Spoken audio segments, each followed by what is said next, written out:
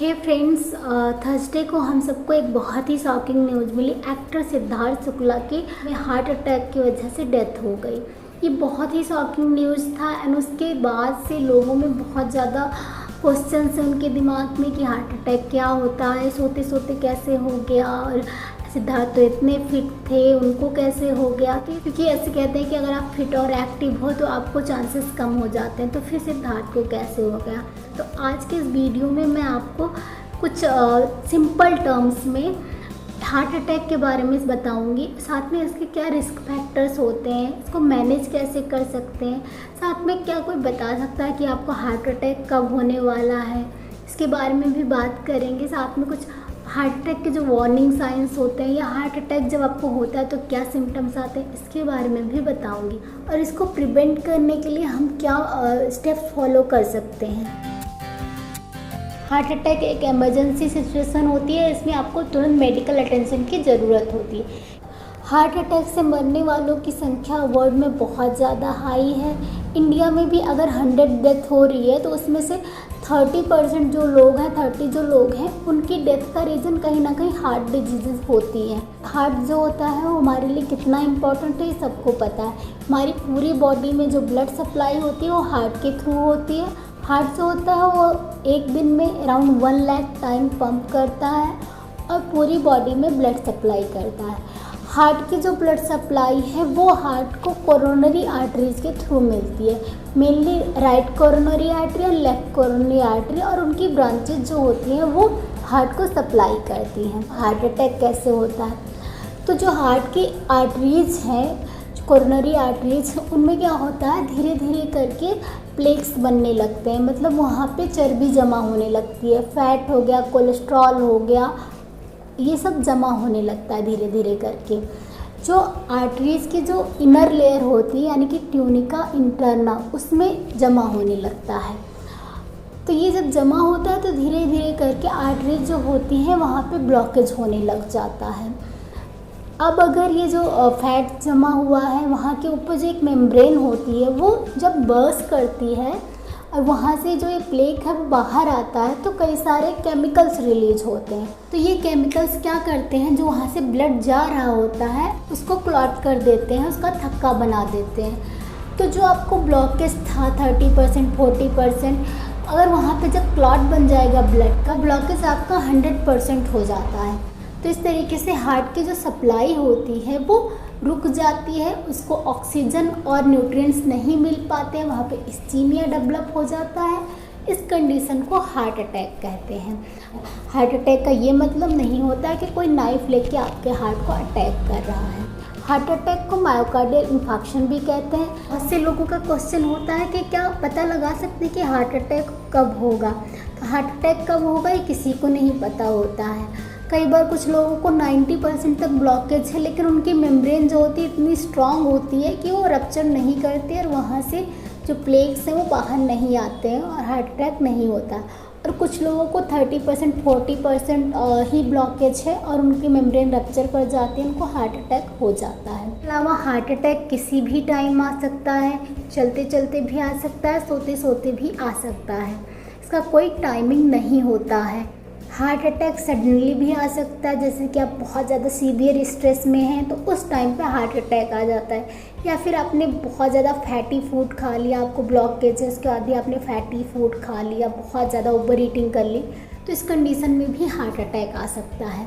अब risk factors क्या होते हैं, कौन से लोग हैं जो बहुत प्रोन होते हैं हार्ट अटैक होने के। पहला, अगर आपको हाई कोलेस्ट्रॉल है, जिसमें आपका कोलेस्ट्रॉल हाई है, आपका ट्राइग्लिसराइड हाई है और आपका जो हाई डेंसिटी लिपोप्रोटीन यानी HDL है जो कि गुड कोलेस्ट्रॉल होता है वो लो है, तो इस कंडीशन में आपको हार्ट अटैक के चांसेस बहुत ज़्यादा हाई हो जाते हैं।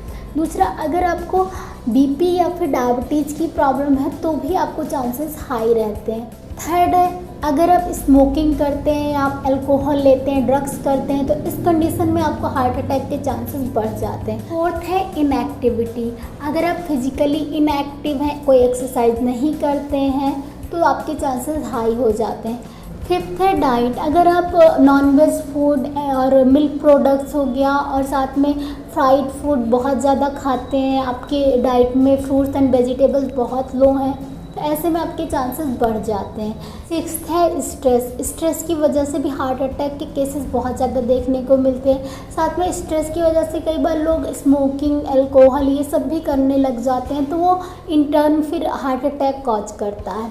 सेवन्थ है ओबेसिटी। अगर आप ओबीज हैं तो आप में धीरे धीरे कोलेस्ट्रॉल बढ़ेगा और इस तरीके से आप में हार्ट अटैक के चांसेस बढ़ेंगे। एट्थ है जेनेटिक। इसमें जेनेटिक प्रेडिस्पोजिशन भी देखने को मिला है। अगर आपकी फैमिली में हार्ट की प्रॉब्लम है तो आपको होने के चांसेस बहुत ज़्यादा हाई रहते हैं। तो ये सारे कुछ रिस्क फैक्टर्स होते हैं। अगर हार्ट अटैक होता है तो इसमें क्या साइंस एंड सिम्टम्स मिलते हैं। हार्ट अटैक में कई बार क्या होता है, साइलेंट अटैक आता है और लोगों को कोई साइंस एंड सिम्टम्स नहीं मिलते हैं। लेकिन जो साइंस एंड सिम्टम्स होते हैं वो सबसे इम्पॉर्टेंट होता है पेन। आपको चेस्ट में, लेफ्ट हैंड साइड पे चेस्ट में बहुत सीवियर पेन होता है और ये पेन जो है वो आपको कभी भी हो सकता है, चलते हुए, बैठे हुए, लेटे हुए, किसी भी कंडीशन में हो सकता है। इस तरीके से इसको हम एंजाइना के पेन से डिफ्रेंशिएट करते हैं। एंजाइना का पेन जो होता है वो जब आप चल रहे होते हैं उस टाइम होता है, जब आप रेस्ट करते हैं तो ठीक हो जाता है। जबकि जो हार्ट अटैक का पेन होता है बहुत सीवियर पेन होता है और किसी भी तरीके से ठीक नहीं होता है। ये जो पेन होता है आपके शोल्डर में, आपके जॉ में, आपके लेफ्ट हैंड में भी एक्सटेंड कर सकता है। पेन के साथ दूसरा सबसे इम्पॉर्टेंट सिम्टम होता है पर्स्पिरेशन। आपको बहुत ज़्यादा पसीना आने लग जाता है। थर्ड जो इसका इम्पॉर्टेंट सिम्टम होता है वो होता है वोमिटिंग। इसके साथ साथ आपको वोमिटिंग भी होने लगती है पेन के साथ साथ। कुछ लोगों में पेन कम होता है, उनको वोमिटिंग और हार्ट बर्न, मतलब सीने में जलन की शिकायत होती है, तो उनको लगता है कि गैस्ट्रिक प्रॉब्लम है, लेकिन वो आपको हार्ट अटैक के सिम्टम्स हो सकते हैं। इसके अलावा डिफ़िकल्ट ब्रीदिंग हो सकती है, सांस लेने में तकलीफ हो सकती है और फैटिग फील हो सकता है। तो ये सारे इसके कुछ साइंस एंड सिम्टम्स होते हैं। अब अगर हम बात करें कि क्या कभी वार्निंग साइंस एंड सिम्टम्स भी मिलते हैं, मतलब ये सिम्टम्स तो हो गए कि आपको हार्ट अटैक हुआ है। अगर आपको हार्ट अटैक होने वाला है तो उससे पहले भी क्या कोई सिम्टम्स पता लगते हैं, तो कुछ लोगों में थोड़े बहुत सिम्टम्स देखने को मिलते हैं, जैसे कि चेस्ट डिस्कम्फर्ट या पेन हो गया, अपर बॉडी पेन हो गया, साथ में आपको नोजिया फील हो या आपको ब्रीदिंग में डिफ़िकल्टीज़ हो। तो ये सारे कुछ वार्निंग साइंस मिलते हैं, लेकिन ये बहुत वेग होते हैं और कई बार लोग इसको इग्नोर कर देते हैं। अब एक क्वेश्चन आता है कि हार्ट अटैक कितना सीवियर हो सकता है, क्योंकि कुछ लोगों को तो होता है और वो बच जाते हैं और कुछ लोगों को एक ही बार होता है और उनकी डेथ हो जाती है। तो ये डिपेंड करता है कि आपके किस पार्ट को डैमेज हुआ है, कौन सी आर्टरी आपकी डैमेज हुई। अगर कोई माइनर आर्टरी है तो माइनर सा अटैक आता है, साइंस एंड सिम्टम्स आते हैं और थोड़ा उसका स्टंट डलता है या एंजियोप्लास्टी होती है और वो ठीक हो जाता है। अगर आपकी कोई मेजर आर्टरी अफेक्टेड है और वहाँ पे आपको प्लेक है, आपको वहाँ पे प्रॉब्लम हुई है, आपका मेजर जो हार्ट का पार्ट है वो अफेक्ट हो गया है, तो वो मेजर हार्ट अटैक होता है, उसकी वजह से डेथ भी हो सकती है। अब एक क्वेश्चन आता है कि क्या हार्ट अटैक से जो हार्ट होता है वो परमानेंटली डैमेज हो जाता है, जिन पार्ट को सप्लाई नहीं मिली, जहाँ सीमिया हो गया, क्या वो पार्ट पूरा डैमेज हो जाता है? तो ये डिपेंड करता है कि आपको अटैक आया और आपको इलाज मिला, इसमें कितना लंबा गैप रहा है। साथ में ये भी मैटर करता है कि आपको मेजर अटैक आया, मेजर पार्ट आपका इन्वॉल्व है, ज़्यादा आपको डैमेज हो गया, या फिर माइनर पार्ट आपका इन्वॉल्व है और कम डैमेज हुआ है। बेसिकली आपका जो हार्ट होता है वो धीरे धीरे करके हील हो जाता है। हार्ट हमारा जो होता है बहुत स्ट्रॉन्ग ऑर्गन होता है, अराउंड 7 to 8 वीक्स में ये हील हो जाता है, लेकिन वहाँ पे स्कार मार्क्स रह जाते हैं जहाँ पे आपको अटैक हुआ होता है। मैनेजमेंट की अगर बात करें तो सबसे ज़्यादा डिपेंड करता है कि आप में कोई कंडीशन है या नहीं। अगर आप प्रोन हैं, आप में कोलेस्ट्रॉल की प्रॉब्लम है, आपको एंजाइना पेन हो चुका है, या फिर आपको बीपी है, आपको डायबिटीज़ है, ओबेसिटी है आप में, ये सारे कुछ सिम्टम्स हैं, आप अल्कोहल लेते हैं, स्मोकिंग करते हैं, और आपको कुछ हार्ट डिस्कम्फर्ट वगैरह लगता है तो आपको तुरंत जाके चेक करवा लेना चाहिए। इसके लिए सीटी, कोरोनरी स्कैन या एंजियोग्राफी होती है, जिससे पता चलता है कि आपको हार्ट ब्लॉकेज है या नहीं है। अगर आपको हार्ट ब्लॉकेज है तो आप, अगर अर्ली स्टेज पे पता चल जाता है, आप उसको रिवर्स करने की मेडिसिन ले सकते हैं, अपनी लाइफ स्टाइल चेंज कर सकते हैं जिससे वो रिवर्स हो जाए। ये सबसे बड़ा प्रिवेंटिव चीज़ होता है जो आप कर सकते हैं। हार्ट अटैक कब होगा, कितने ब्लॉकेज पे होगा, कोई नहीं बता सकता, लेकिन आपको अगर अर्ली स्टेज में पता चल गया आपको ब्लॉकेज है, आप ट्रीटमेंट ले लेते हैं, तो आप हार्ट अटैक को प्रिवेंट कर सकते हैं। तो आप अपनी डाइट का ध्यान रखिए। तो कोलेस्ट्रॉल होता है वो एनिमल प्रोडक्ट से आता है बेसिकली, तो आप ट्राई कीजिए कि आप नॉन वेजिटेरियन फूड ना लें। मिल्क जब आप लेते हैं तो उसमें से मलाई निकाल के लें, या फिर जो टोन्ड मिल्क आते हैं वो यूज कीजिए। जो ट्राइग्लिसराइड्स होते हैं वो बेसिकली जो हमारा ऑयल होता है और जो ड्राई फ्रूट्स खाते हैं उसमें से मिलता है।